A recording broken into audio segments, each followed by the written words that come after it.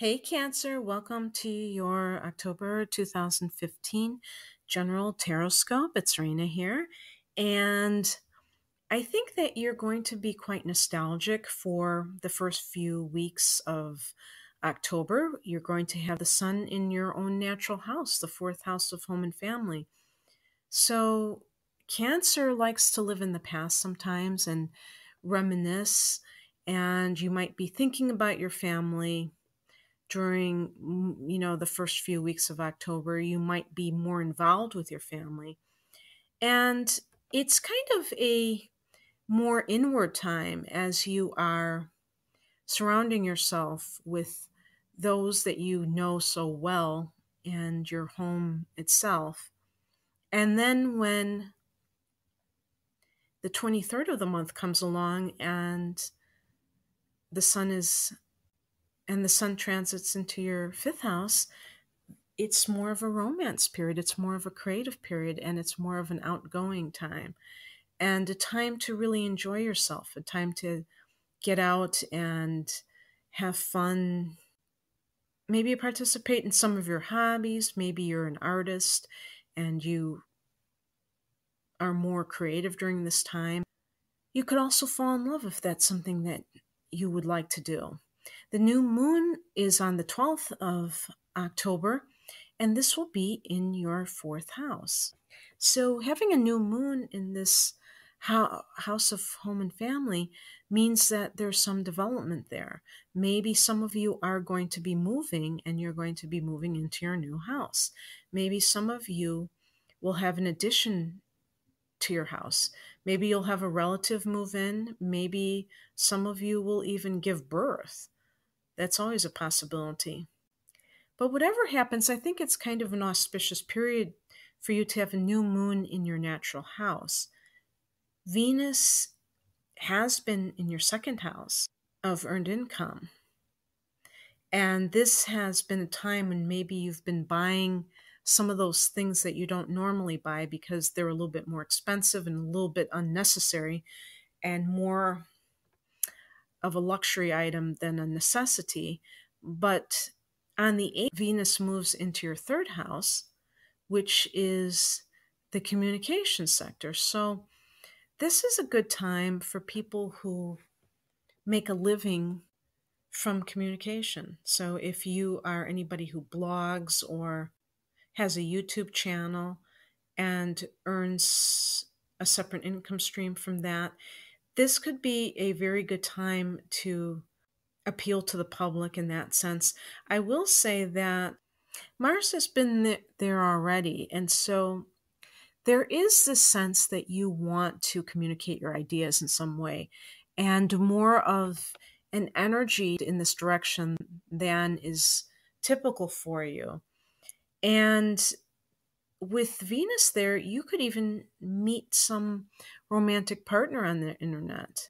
Jupiter is going to be there for a whole year, so you have this expansive energy in the house that Gemini rules, that relates to writing projects and learning, especially if you're training for something specific.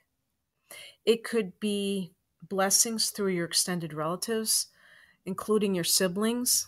There might be some neighborhood situation that is very expansive for you or somehow lucky for you. As I said, if some of you are going to be moving, then maybe you're going to be moving into a place that is really exactly, how you want it, and surrounded with the kind of people that you want to associate with. Now, Saturn has recently re-entered Sagittarius. It's in your sixth house for the next 2.5 years. And this is a good time to really kind of get your diet on point and your health in general, anything to do with your body. Because if you don't, it will do it for you. Let's put it that way. So you want to make sure that you eat properly and that you also exercise and that you create some kind of organized routine so that you can do all of this effectively. And if you get it together, it can give you the kind of long-lasting health that you would really want to have. On the 27th of October, there's a full moon. This occurs in your 11th house.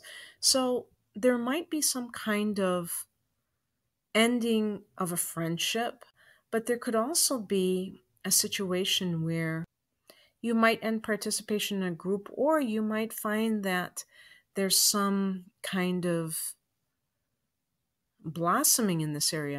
The other thing that could happen is that you find an abundance of networking opportunities.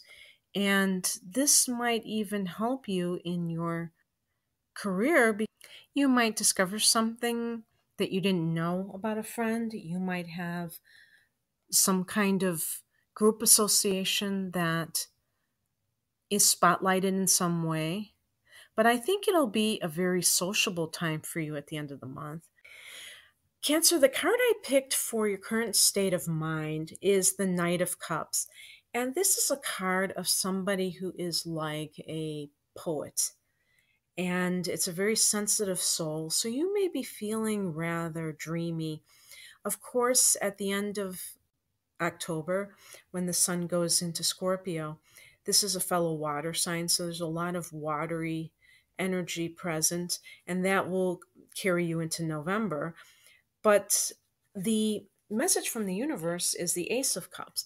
Now, this is very interesting because I just did the general reading for Pisces, and I got a lot of Cups cards with that one. So here's another Cups cards for you. Here's another Cups card for you. And the Cups relate to the water signs. So the advice from the universe is saying that there is this new love that is springing up. I don't want to just say that it's necessarily a romantic partner, although remember that I said that at the end of the month the sun will be in the fifth house. So starting at the end of October, and we're going to have a full moon in Scorpio on the 11th of November. And so maybe in this time frame, some of you will fall in love if that's something that you've been wanting. But it's such a wonderful thing that this was an ace, because it means that there's a new beginning. There's a stirring of your heart. There's a feeling of renewal when it comes to your emotions. So something is beginning for you. And it doesn't necessarily have to be about romance, but it's just this passion that you have in its initial stages. The advice for you, not surprisingly, is the Queen of Swords, because this is more of a detached energy, and it's calling for you to not be totally immersed in your emotions, because if you do that, you will lose your sense of reason and your sense of objectivity. And the Queen of Swords is very much on point, is very rational rather than emotional. The accompanying card was the Hierophant in reverse. And this simply means that you want to not be too concerned with being orthodox, and cancers can tend to be a little bit old fashioned in their views, because they believe that the past is where it's at, and all these newfangled ideas and behaviors, you know, aren't as good as how things used to be. And I think also because of that need for security, that there's a tendency to cling to the known. And this is like, I almost kind of see a similarity with this card and the Fool card. And I'm talking about the Hierophant in reverse, where you're not doing things by the book. You're doing things your own way. And I think that when you're trying to have success in any endeavor, if you keep doing things the same way and expecting different results, then that's pretty insane, isn't it? And so sometimes you have to change course in order to have something come out the way you want it to. And then if you take the advice, the outcome card is the Five of Wands, and this is fire energy. This is a competition, but it's basically a friendly competition. It's also fighting for what's yours. And so, in terms of the connection to the other cards, I think that if you're talking about love, or even if you're talking about the career that you'd like to have, or if you have your own business and you're competing with other companies of a similar vein, that you have to get into the fight. You can't be passive. You can't be meek and mild. Sometimes you have to kind of get into the fray, and duke it out a little bit. And it doesn't mean you're being underhanded. It just means that you are enthusiastic about what your cause is or what you're doing, and you're not going to allow anyone to override you. And so I hope you enjoyed this. If you would like something more personalized, you can click on the link below. And I also have other readings on my website. So I thank you for listening and take care, you guys. Bye.